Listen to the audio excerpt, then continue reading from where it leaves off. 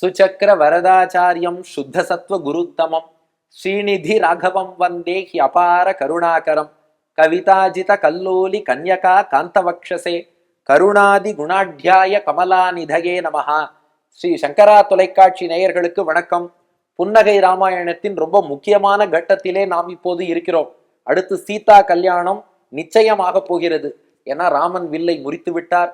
எல்லாரும் ராமனை கொண்டாடிட்டார். பொதுமக்கள், அரண்மனை பணியாளர்கள், ரிஷிகள். மாமனார் கொண்டாட வேண்டாமா? ஜனகனும் வந்து சொன்னாராம், இப்படி ஒரு மாப்பிள்ளை என் பொண்ணுக்கு கிடைச்சிருக்கே, ரொம்ப சந்தோஷம், என் பொண்ணை கல்யாணம் பண்ணிக்கோங்கன்னார். ராமன் சொன்னாராம், இருங்கோ சுவாமி, ஆச்சாரியன் வில் எடுத்து நான் ஏற்ற சொன்னார். ஆச்சாரியன் சொன்னதை அடியன் பண்ணினேன். நீங்க திடீர்னு பொண்ணு கொடுக்கறேன்னு நடுவுல வந்து சொன்னா எப்படின்னு கேட்டாராம் ராமபிரான். ஜனகன் சொன்னார், இல்ல, வில்லை எடுத்து நான் ஏற்றுபவருக்கு பொண்ணு கொடுப்பதாக சொல்லியிருக்கேனே. ராமன் சொன்னான், அதெல்லாம் கிடையாது, ஆச்சாரியன் சொன்னதை அடியன் செஞ்சுட்டேன். இந்த கல்யாண விஷயம் எல்லாம் அடியன்ட்ட பேசக்கூடாது. எங்க திருத்தகப்பனார் தசரதன் அயோத்தியில இருக்கார், எங்க அப்பா வரணும். எங்க அப்பா வந்து உங்க பொண்ணை பார்த்து சரின்னு சொன்னா, அப்பா சொன்னா மட்டும்தான் நான் கல்யாணம் பண்ணிப்பேன் நானா ராமபிரான். இத வில்லூர் சுவாமியே மஞ்சு ராமாயணத்தில் அழகாக தெரிவிக்கிறார். ததஸ்ஸ தாத்தஸ்ய சமாகதஸ்ய நிபீட்ய பூர்வம் பதபங்கஜாத்தம் அனுக்ஞயா தஸ்ய விதேக புத்திரியாக நிபீடயாமாச கராம்புஜாத்தம்னு முதல்ல எங்க அப்பாவோட திருவடியை பிடிப்பேன், அவர் சரின்னு சொன்னா உங்க மகளுடைய திருக்கரத்தை பிடிப்பேன் நானா. அப்பா காலை பிடிக்காம பொண்ணு கைய பிடிக்க மாட்டேன்ட்டான் ராமன். ஜனகன் பார்த்தா, ராகா எவ்வளவு நல்ல மாப்பிள்ளை, அப்பா மேல இவ்வளவு மரியாதை வச்சிருக்கிற மாப்பிள்ளை கிடைக்க நான் எவ்வளவு கொடுத்து வச்சிருக்கணும். ஜனகன் உடனே தூதுவர்களை அனுப்பி தசரதனுக்கு செய்தி சொல்ல, தசரதன் தன் பரிவாரத்தோடு ஆச்சாரியன் வசிஷ்டரோடு மிதிலைக்கு வந்து சேர்கிறார். அதுக்கப்புறம் சபையிலே ஜனகன், தசரதன், வசிஷ்டர், விஸ்வாமித்ரர், சதானந்தர் உள்ளிட்ட பெரியோர்கள்லாம் அமர்ந்து இப்போ கல்யாண நிச்சயம் பண்றா. அப்போது விஸ்வாமித்திரர் ஒன்று சொன்னாராம். அதை கேட்டு ராமன் புன்னகை செய்தானா.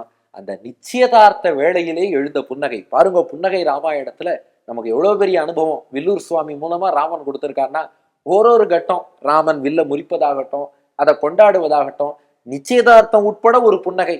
இப்ப நிச்சயதார்த்த வேளையிலே ராமன் பூத்த புன்னகையைத்தான் இன்றைய தினம் புன்னகை ராமாயணம் பாலஸ்பந்தம் 36வது ஸ்லோகத்திலே நாம் அனுபவிக்கிறோம். ஸ்லோகத்தை சேவிச்சு போமா? உங்கள் இல்லத்திலும் உள்ளத்திலும் இருக்கும் சீதாராமர்கள் முன்பு ஸ்லோகத்தை சேவிக்க தயாராகுங்கள். சீதேயம் பிரதிபாதிதா தவசுதா யாச்சோர்மிலா லக்ஷ்மணே தாம் குர்யாஸ்தவ சோதரஸ்ய தனயே பிராத்ரோஸ் ததைவானயோஹோ இத்யேவம் குஷிகாத்மஜஸ்ய வசசா மந்தஸ்மிதம் யத்ததா சஞ்சாதம் வதனே ததேவ பகவன் அத்யாத்ர வித்யோததே. இப்போ விஸ்வாமித்ரர், தசரதன், வசிஷ்டர் இவா சார்புல விஸ்வாமித்ரர் ஜனகனை பார்த்து பேசுகிறாராம். நிச்சயதார்த்த வேளையிலே என்ன சொல்றாராம்? சீதேயம் பிரதிபாதிதா தவசுதா, உங்களுடைய மகளான சீதை, ஜனகனுக்கு வளர்ப்பு மகள் சீதை இல்லையா, அதனால உங்கள் மகளான இந்த சீதையை எங்கள் ராமபிரானுக்கு திருக்கல்யாணம் செய்து தர வேண்டும். அது மட்டும் இல்ல, பொதுவாவே நாம பார்த்திருப்போம், ஒரு கல்யாணம்னு பேச போனா அந்த இடத்துலயே இன்னும் 2 கல்யாணம் நிச்சயமாகும். இங்க பார்த்தா ஒரு கல்யாணம்னு போனதுல மொத்தம் 4 கல்யாணம் நிச்சயமாயிடுறது. ஏன்னா விஸ்வாமித்திரர் சொன்னாராம், சீதைய எங்க மூத்த பையன் ராமனுக்கு கல்யாணம் பண்ணி வைங்கோ, அத்தோடு யாச்ச ஊர்மிளா லக்ஷ்மணே, உங்களுக்குத்தான் ஊர்மிளைன்னு இன்னொரு மகள் இருக்கா இல்லையா, அவளை எங்கள் ராமனுடைய தம்பியான லக்ஷ்மணனுக்கு திருக்கல்யாணம் செய்து வைக்க வேண்டும். மேற்கொண்டு தாம் குர்யாஸ்தவ சோதரஸ்ய தனையே, உங்களுடைய சகோதரன் இந்த ஜனகனுக்கு சீரத்வஜ ஜனகன் என்று பெயர். நம்ம பொதுவாக ஜனகன் ஜனகன்னு சொன்னாலும் அவருக்கு சீரத்வஜ ஜனகன்னு பேரு. அவருடைய தம்பிக்கு குஷத்வஜ ஜனகன்னு பேரு. அப்போ உங்க தம்பி குஷத்வஜனுக்கு 2 மகள்கள் இருக்கிறார்கள், மாண்டவி, ஸ்ருதகீர்த்தின்னு. அப்ப அந்த 2 பேரையும் பிராத்ரோஸ் ததைவானயோகோ, ராமனுக்கு இன்னும் 2 தம்பி பரதன், சத்ருகணன்னு இருக்கிறார்கள்.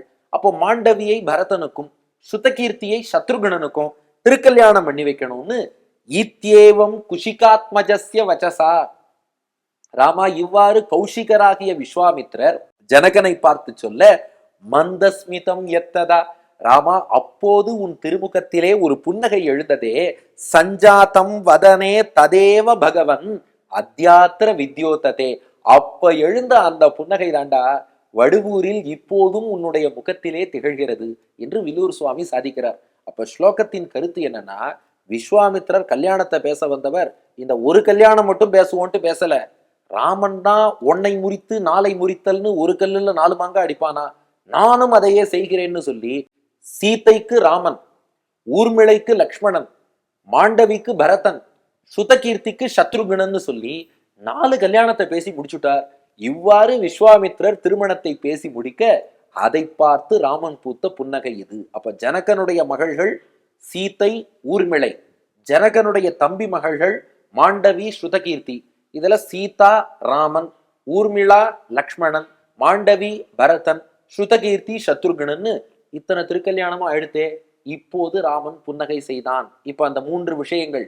புன்னகைக்கான காரணம் என்னன்னா, தம்பிகளுக்கு கல்யாணம் நடக்க போறதேன்னு ராமனுக்கு ஆனந்தம். ஏன்னா தன் திருக்கல்யாணத்துக்காக ராமன் எவ்வளவு மகிழ்கிறானோ, அதை விட ராம பக்தனான ஒரு லக்ஷ்மணன், ராம பக்தனான பரதன், அந்த பக்தனான பரதனுக்கு பக்தனாக இருக்கக்கூடிய சத்ருகுணன், இவாளுக்கு ஒரு நல்லது நடக்கிறதுனா அதுதானே எம்பெருமானுக்கு ஆனந்தம். அப்போ அதனாலே ராமபிரான் திருவுள்ளம் உகந்தான், மகிழ்ந்தான். தம்பிகளுக்கு கல்யாணம் நிச்சயமானதை எண்ணி ராமன் பூத்த புன்னகை. இது புன்னகைக்கான காரணம். 2, இந்த புன்னகை உணர்த்தும் செய்தி என்னன்னா, பகவானுக்கு நாம எப்ப உற்சவம் பண்ணினாலும் பாகவதர்கள் அடியார்களுக்கும் சேர்த்து தான் பண்ணணும். இந்த ரகசியம் விஸ்வாமித்திரருக்கு தெரியும். தெரிஞ்சதாலதான் என்ன பண்ணார்னா, வெறும் சீதாராமர் திருக்கல்யாணம்னு பேசி முடிக்காமல் பக்தர்களாகிய லக்ஷ்மணன், பரதன், சத்ருகுணன் இவாளுக்கும் திருக்கல்யாணத்தை பேசி முடிச்சாராம் விஸ்வாமித்திரன். ஏன்னா அந்த பக்தர்களுக்கும் சேர்த்து உற்சவம் கொண்டாடினால்தான் பகவான் மகிழ்வான். வெறும் பெருமாளுக்குன்னு பண்ண மாட்டார். அதனாலதான் மிக உயர்ந்த திருத்தலங்கள், திவ்ய தேசங்கள்ல எல்லாம் பாருங்க, பெருமாள் கோவில்ல போய் நாம சேவிச்சோம்னா ஆழ்வார் ஆச்சாரியர்களுக்கு சன்னதி இருக்கும். ஏன்னா அந்த பக்தர்களை கௌரவித்தால்தான் பகவான் மகிழ்வான். பெருமாளுக்கு புறப்பாடுனா கூட ஆழ்வார் ஆச்சாரியர்கள் புறப்பாடுன்னா அவளும் எழுந்துருள்வார்கள். ஏன்னா அவளுக்கு உற்சவம் கொண்டாடினாதான் பகவான் மகிழ்வான். ஏன் நம்ம பருத்தியூர்ல பாருங்களே, கல்யாண வரதராஜன் திருவடி வாரத்திலேயே கருடனை எழுந்தருளை பண்ணி கொண்டு அவரோடு இருக்கார்.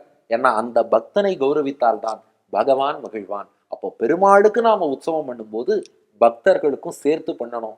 அந்த நுட்பம் விஸ்வாமித்திரர் அறிந்திருக்கிறார், அதன்படி செய்தார். இதுதான் புன்னகை உணர்த்தும் செய்தி. 3வது, இந்த புன்னகையை கேட்டா என்ன பலன் என்றால், ஸ்லோகத்தை சேவிச்சுட்டே பார்த்துருவோமா?